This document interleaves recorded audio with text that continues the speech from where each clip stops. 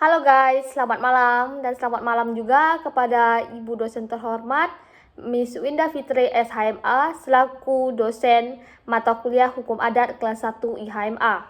Pada video kali ini saya akan menjelaskan mengenai materi apa saja atau manfaat apa saja yang saya dapatkan selama pembelajaran Hukum Adat 1 semester.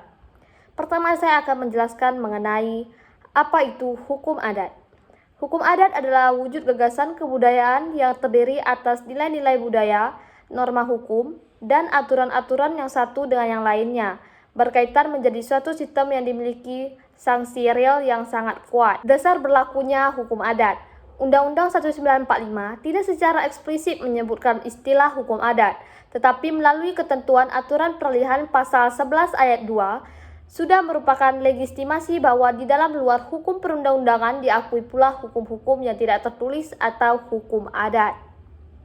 Di mata kuliah hukum adat ini juga ada mempelajari sistem hukum. Yang pertama ada common law, yang kedua civil law, yang ketiga adat, yang keempat agama, dan yang kelima sosialis. Akan tetapi di Indonesia menganut sistem hukum civil law karena faktor historis di mana Indonesia pernah dijajah Belanda sehingga berdasarkan asas konkordasi Belanda menetapkan hukum Belanda berlaku di seluruh wilayah jajahan Hindia Belanda termasuk Indonesia.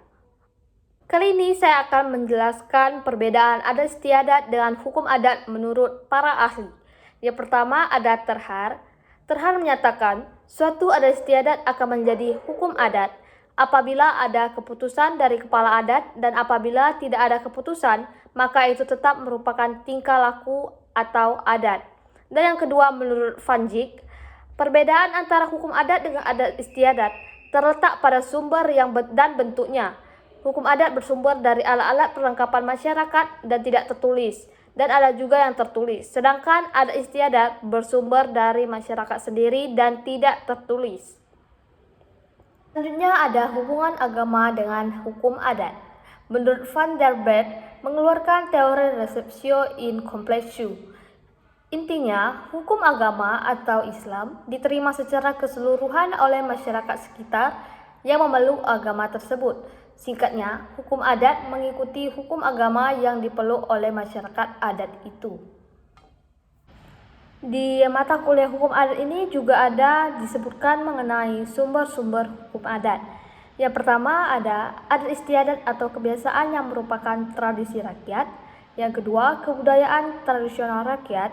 Yang ketiga, kaidah dari kebudayaan Indonesia asli. Yang keempat, perasaan keadilan yang hidup dalam masyarakat dan lain sebagainya. Dalam hukum adat juga menjelaskan perbedaan sistem hukum adat dengan sistem hukum lain.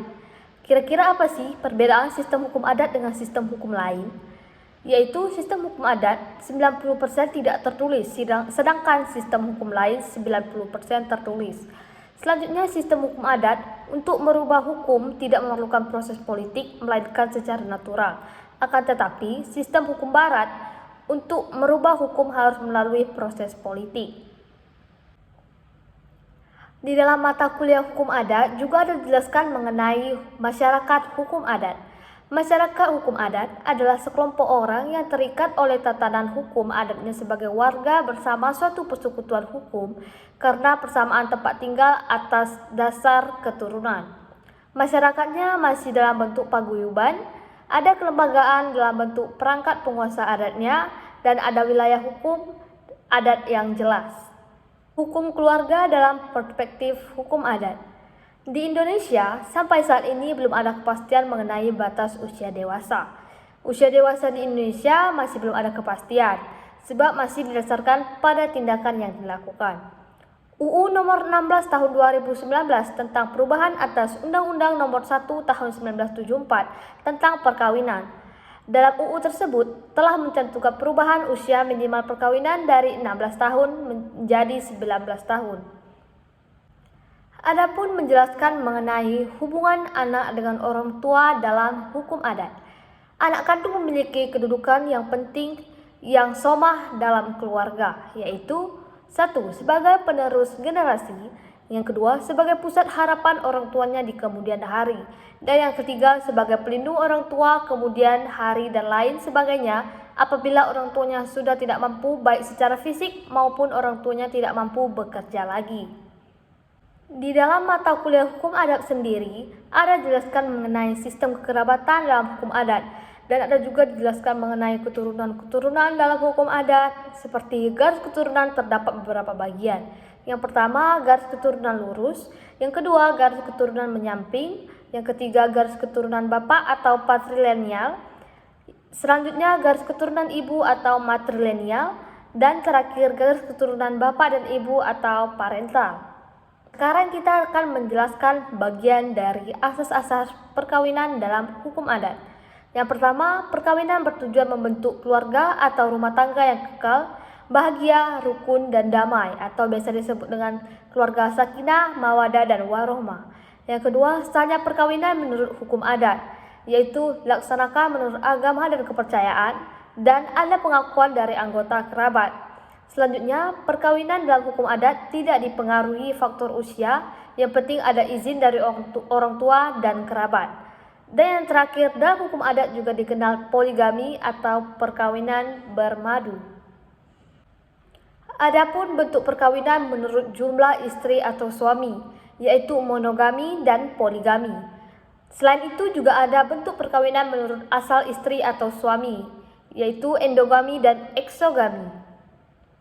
Selanjutnya, kita akan menjelaskan sedikit banyak mengenai perjanjian kawin. Menurut pasal 147 BW, perjanjian kawin harus dibuat dengan akta notaris sebelum pernikahan berlangsung dan akan menjadi batal bila tidak dibuat secara demikian. Perjanjian itu akan dimulai berlaku pada saat pernikahan dilangsungkan, tidak boleh ditentukan saat atau untuk itu. Perjanjian perkawinan adalah perjanjian yang dibuat oleh calon suami dengan calon istri pada waktu atau sebelum perkawinan dilangsungkan.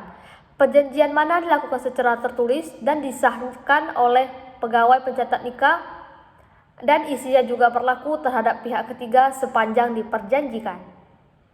Akibat-akibat perjanjian kawin. Yang pertama, tidak boleh mengurangi hak suami sebagai kepala keluarga.